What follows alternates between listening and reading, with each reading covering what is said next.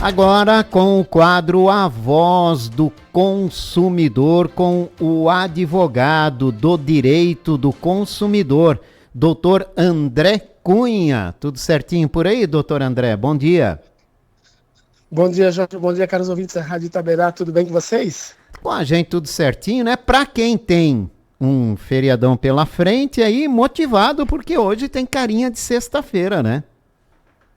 Isso mesmo, Jorge. A gente tem aí, talvez esse seja o último feriadão que nós temos aí, né? Porque, querendo ou não, esse feriado cai na quinta, né? E geralmente o povo acaba, emendando a sexta-feira para ter os 4 dias de É, folga. verdade, né? Muitas empresas também trocam o dia do feriado até para auxiliar os trabalhadores a folgar já na sexta e no final de semana. Mas o nosso assunto aqui hoje é Código de Defesa do Consumidor.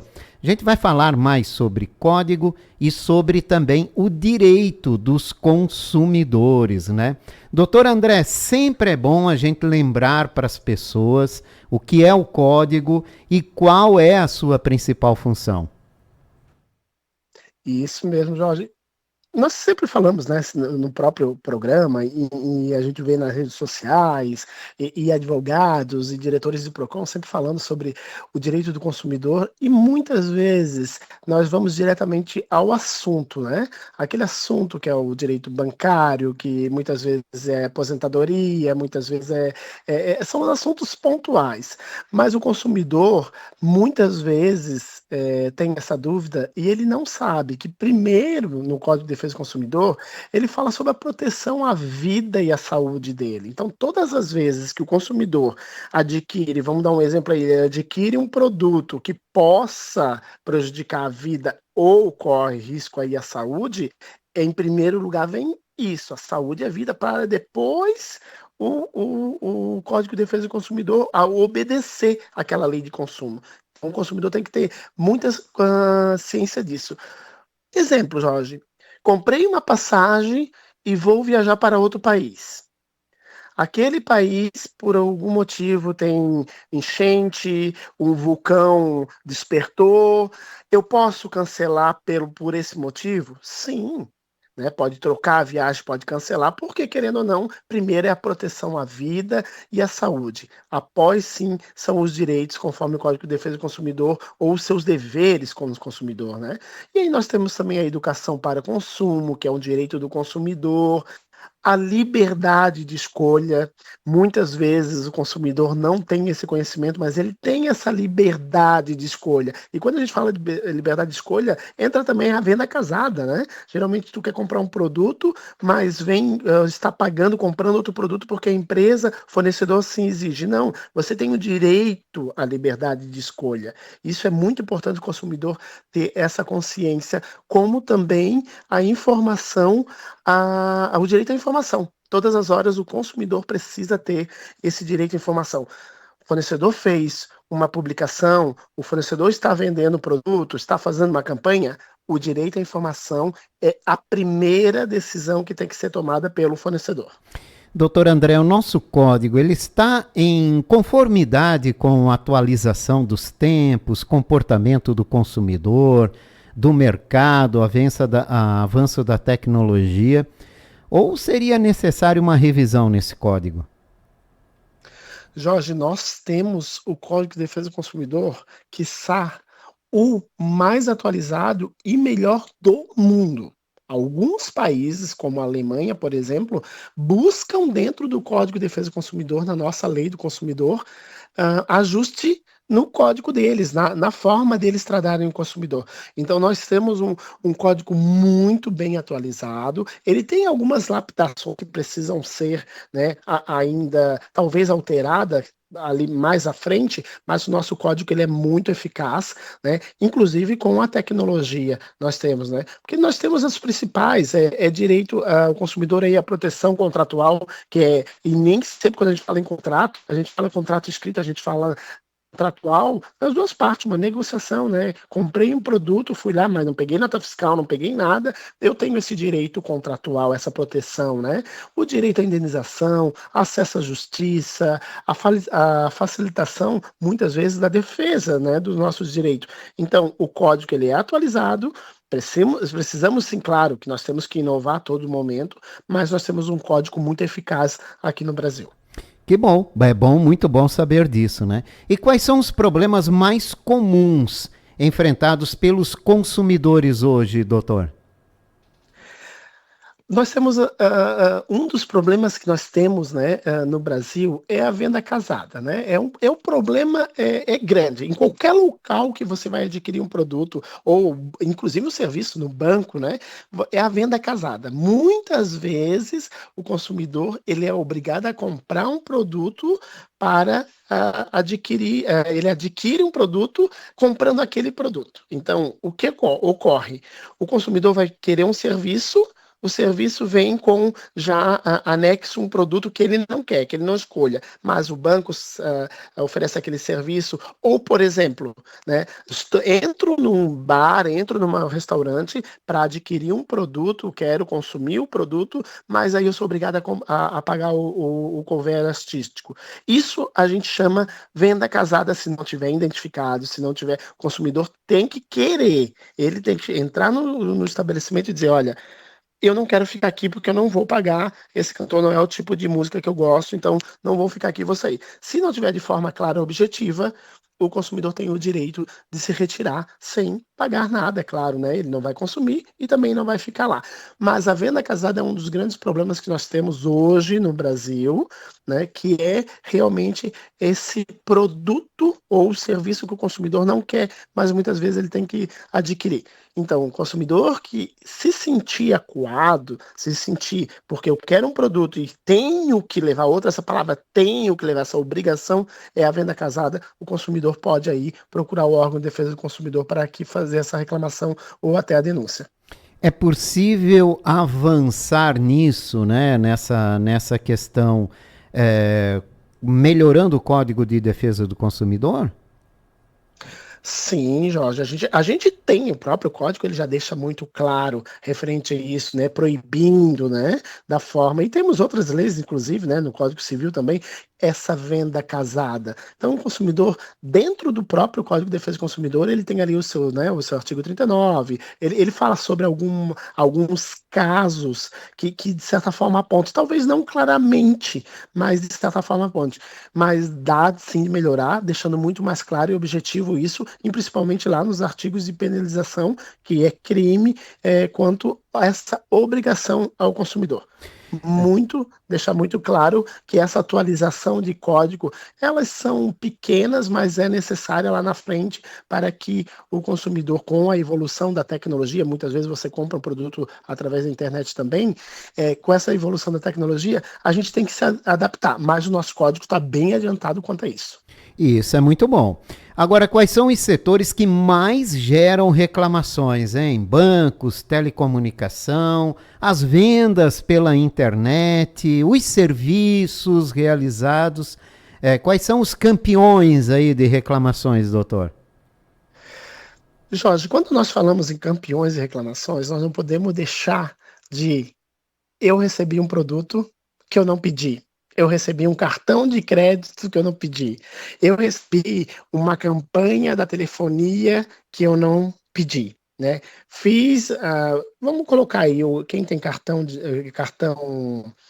acaba tendo a linha telefônica através, né, acaba de recarga, quando você faz a recarga, começa a vir um monte de mensagem para você adquirir. Você adquiriu um pacote X, Y. Isso é um problema muito grande e é o campeão de reclamação. Mas a gente não pode dizer exatamente que seja só o banco que envia um cartão que você não pediu, porque você abriu uma conta com isso.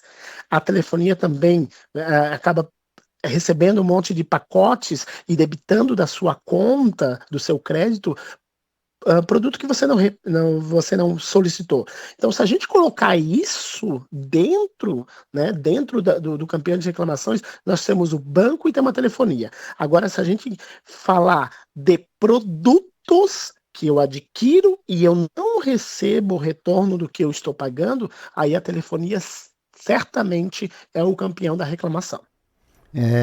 E faz tempo, né, doutor? Faz muito tempo, Isso. né? Isso mesmo, o banco tem uma oscilação entre o banco e a telefonia quanto a isso, né? Telefonia, pelo fato de que faço pagamento, pago certinho a minha fatura, mas não recebo aquele serviço que foi ofertado, e o banco muitas vezes é o quê? A reclamação. Foi debitado da minha conta, taxa debitada, cartão que eu não pedi foi debitado, empréstimo, venda casada no empréstimo que eu pedi, que eu solicitei ao banco, juro embutido, serviço não prestado muitas vezes também, mas a telefonia ainda bate o recorde quanto a isso. E quais os cuidados ao consumidor que a gente pode orientá-lo, né? Nesse sentido de ficar atento, né? Já que tem os direitos, mas muitas vezes a gente acaba esquecendo, né, doutor?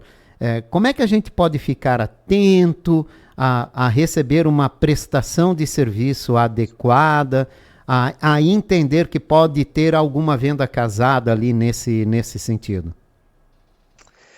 Jorge, nós precisamos ficar muito, embora seja óbvio, mas ficar muito de olho, muitas vezes, no produto específico. Eu quero aquele produto, é aquele que eu quero comprar, que eu quero adquirir. O consumidor, se ele for oferecido um outro produto a ele, ele tem o direito de dizer não ou sim. Fiz um empréstimo, você tem que, na garantia, fazer um seguro para o empréstimo. Opa, isso já é um produto que eu não quero um seguro, eu quero só o empréstimo. Então, isso já começa a analisar que pode ser uma venda casada, né? De certa forma, fui num estabelecimento, né? Quero adquirir aquele produto, quero consumir o produto, mas eu tenho que pagar a taxa X, Y, tenho que pagar o 10% do garçom, e isso é venda casada. Então, o produto eu preciso querer ele para que não seja uma venda casada.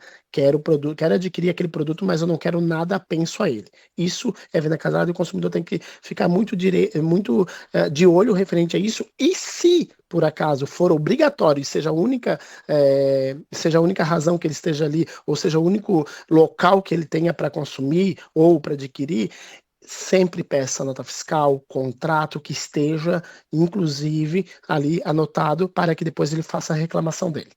E é possível reverter. Sempre é possível, porque o próprio Código de Defesa do Consumidor deixa muito claro aí os deveres, mas também os direitos do consumidor. Se ainda sobre o Código de Defesa do Consumidor, doutor, quais são os cuidados ao comprar em lojas físicas? Jorge, uma das grandes dúvidas dos nossos consumidores são a compra e depois o arrependimento. Na loja física você não tem o direito de arrependimento dos 7 dias, conforme deixa claro o Código de Defesa do Consumidor. E neste caso, todas as vezes que tu comprar na loja física, é muito importante que você teste antes de sair de lá aquele produto.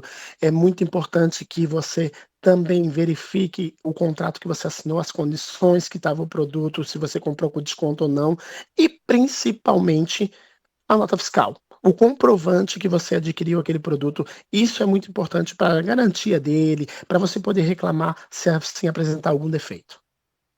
Então, ficar muito atento a isso. Há muita confusão nesse sentido, doutor? Muita. Geralmente o consumidor compra e acha que tem o direito. Ele se confia muito com o direito do arrependimento da compra via online, compra via catálogo. Eles fazem essa confusão, o consumidor acaba fazendo essa confusão. Ah, porque a minha vizinha disse, o meu vizinho disse, o meu tio disse. Então acaba tendo essa confusão. Compra de arrependimento só quando você não vê o produto. Você viu o produto, entrou na loja física, você não tem o direito ao arrependimento. Então vai substituir aquele produto se caso depois de 30 dias apresentado o defeito, a empresa não conseguir sanar esse vício. Então, ficar atento acima de tudo é muito importante, né? Para que a gente faça tudo corretamente, como está no Código de Defesa do Consumidor. Vamos falar agora um pouco sobre golpes, doutor, porque golpe é uma coisa que acontece diariamente e nos chama muito a atenção. A gente tem que ficar atento, muito atento, né? Atualmente, quais são os mais comuns, doutor, que o senhor chamaria atenção? Hoje, Jorge, o golpe mais comum é o golpe de Pix, né? Nós recebemos aí, tanto do governo federal, boletos que são falsos, do governo estadual, das prefeituras. Nós acabamos recebendo faturas, boletos que estão no nome deles. E aí a gente acha que é verdade. Por exemplo, a atualização do CNH, multa, impostos, né, IPTU, mas tem que tomar muito cuidado. Boleto falsificado, até porque eles têm acesso através do sistema nos seus dados, muitas vezes pegam, né, em correio, pegam através de cartas que chegam para você todos os seus dados e mandam uma carta dizendo que aquele boleto é para você pagar. Ou o que acontece hoje? Vem já o código do Pix, né? Já vem a barra ali, o QR Code já vem no lado e o consumidor acaba pagando aquele boleto e depois não tem como reaver esse dinheiro porque é Pix. Quando a gente faz o pagamento do boleto, ainda dá de reclamar ou ainda, se for cartão de crédito, dá de cancelar. Agora, quando você faz o pagamento ao Pix, o dinheiro vai direto para aquela conta, é muito difícil reaver porque quem está no outro lado, o golpista, vai lá e retira esse dinheiro.